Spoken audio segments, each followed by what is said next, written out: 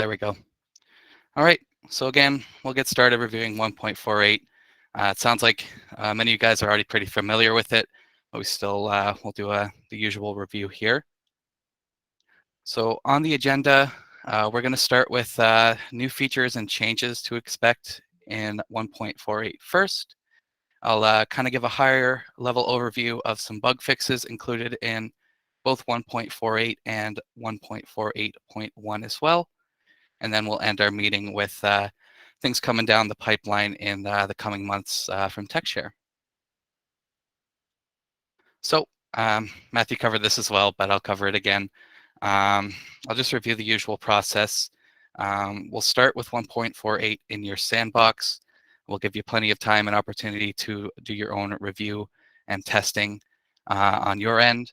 Once you're given us approval, we'll roll it into your production environment. Again, many of us have beat me to that step. And I do want to preface this presentation by saying I will ask that you save your questions for your account manager or implementation manager. We are happy to answer questions, but your account manager can answer things in much greater depth than I can today. And we just want to make sure we're handling that as best we can. So I'll move along here. We'll start with what's new in 1.48. Here's our list of features included. We have 8 new features that I want to talk about today, and I'll break some down here with you. I'll start with third-party billing rollover. That's item 9617 on our list. So long story short with this one, when you're rolling over registrations, third-party payments can be set to roll over automatically as well. We're glad to have that ready for you guys in 1.48 here. And I'll talk about a couple different sort of feature improvements in Engage. First one here we'll talk about is 9025.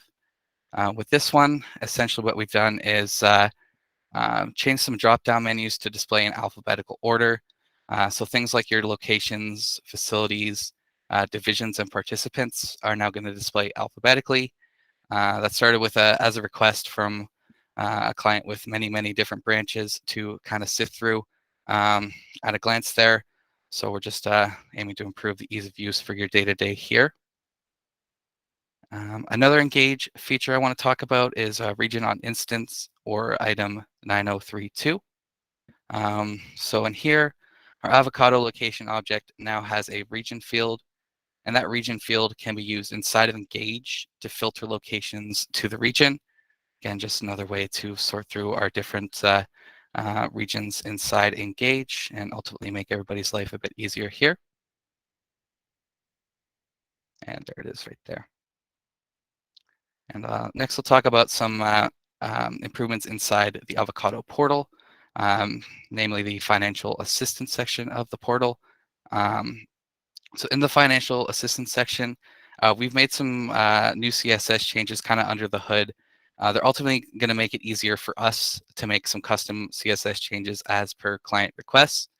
We've already done some changes as per client requests, so we've kind of future-proofed ourselves here to make further changes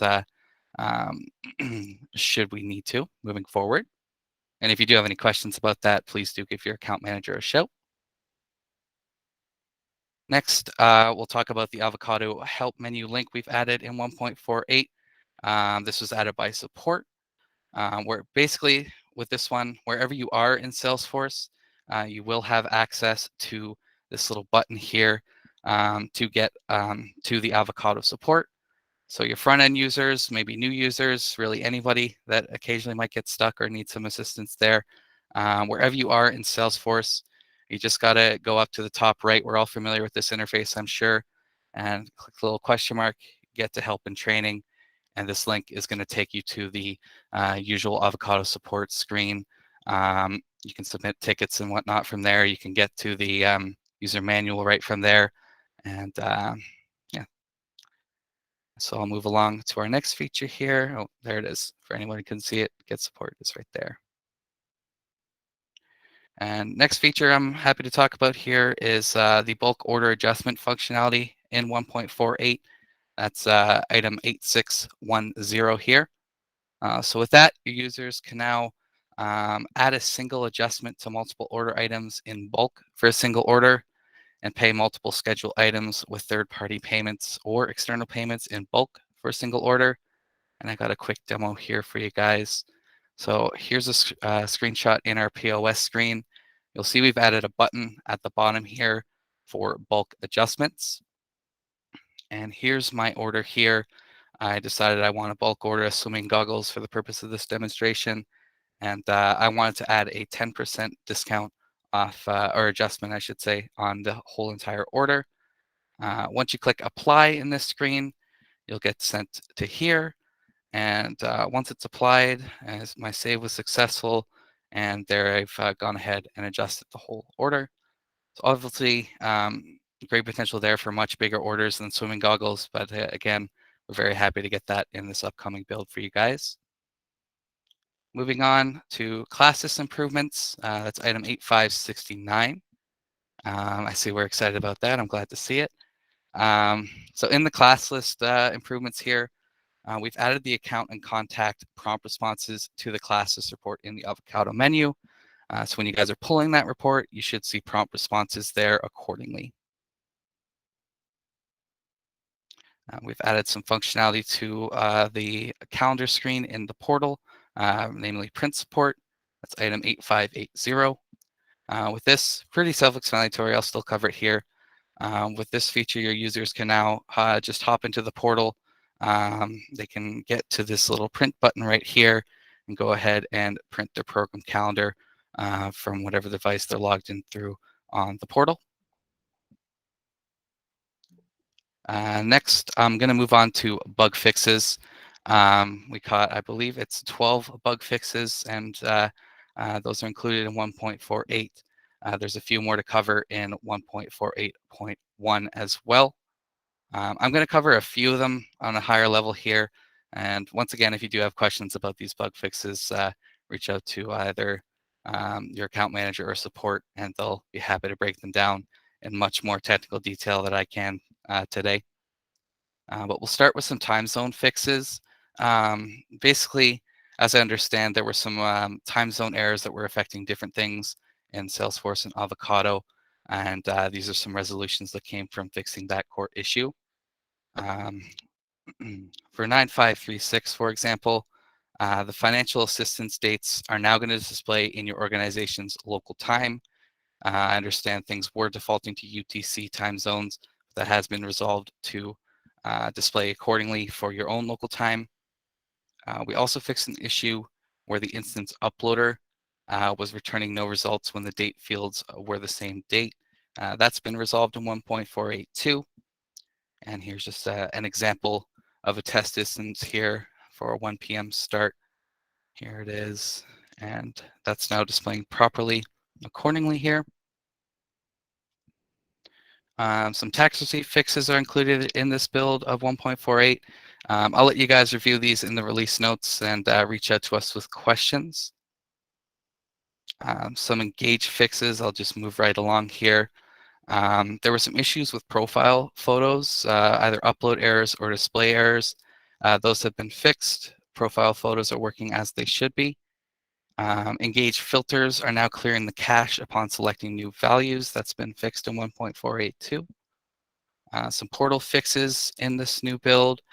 We fixed an issue where the portal was not displaying individual order totals. Again, that's item 9200A. And here's my example, my little profile photo. My stock photo man is uploaded properly there. A couple more to cover. Programs and camp search. We got reports that those were displaying inactive sessions. You'll just see. Thank you, Johnny. I see the resemblance too. Anyways, program camp search. It'll no longer display inactive sessions where applicable. And adjustment names, they weren't saving on initial creation. Those are now saving the first time as they should be. And here's an example there of a tested adjustment there. And let's see. Overbooking alerts have been kind of tinkered with and fixed in 1.48. This mainly impacted your quick registration type of registrations like childcare. rest assured those are working properly as of 1.48. You should see them where you should. A couple more, some email opt-in fixes. That's item 9762. For this one, we fixed an issue where the contacts, when they were inputting their info on the portal side, they weren't updating the same field on Salesforce's side of things. And as of 1.48, those are recording where they should be. And birthday error fix, that's the last one to cover. That's 9451. We fixed an issue where our January 1st, 1970 birthdays, when your clients, on the odd chance we had a January 1st, 1970 birthday, when they were entering in the portal, it wasn't considered an acceptable birth date. But as of 1.48, our January birthday havers should be just fine moving forward. And here's a couple in 1.48.1. I think that's ultimately the one you guys are going to have in your hands moving forward. And I'll review those in the release notes. And again, we're happy to answer any questions about that specific, these specific bug fixes. And that covers our bug fixes. And I'll conclude with what's in development moving forward. And I'll start with the standard disclaimer. I'm sure you guys all know this one. I'll cover it too, just in case we forgot. Development is hard. Development happens in stages. Development is certainly unpredictable at times. And once more, for good measure, development is hard. And these are just some of the things we're working on.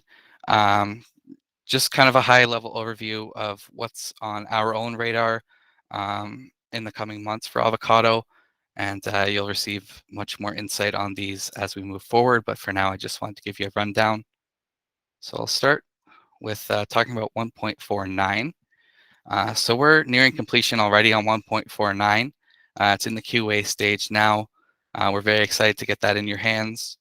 And with 1.9, you can expect some bug fixes. And you can expect some UI improvements throughout Avocado. And we're working on portal improvements. One we're really excited to give you more info on moving forward is tax receipt generation through the portal. Again, more details coming, but we're excited to share that we're actively working on improvements there.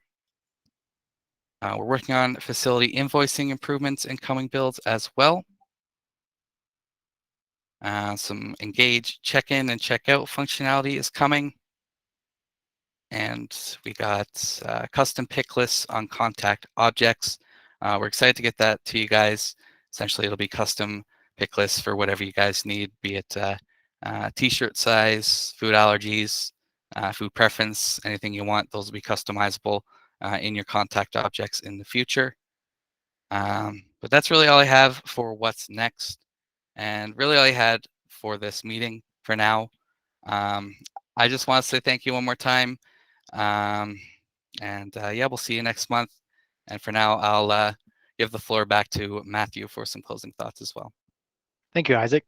As Isaac mentioned, we're really excited to get you version 1.49, and then again, we're working on 1.50 almost presently, and development finishes up on that on December 17th. For those of you that are going to be joining us in about another 15 minutes for the MFA discussion, just know that we will be joining, I believe it's a different webinar for that. And if you're not joining us, we look forward to sending you another 1.49 release notes presentation fairly shortly. Thank you. Thank you, Isaac. Thanks. Thank you, everybody. Good detail. Much appreciated.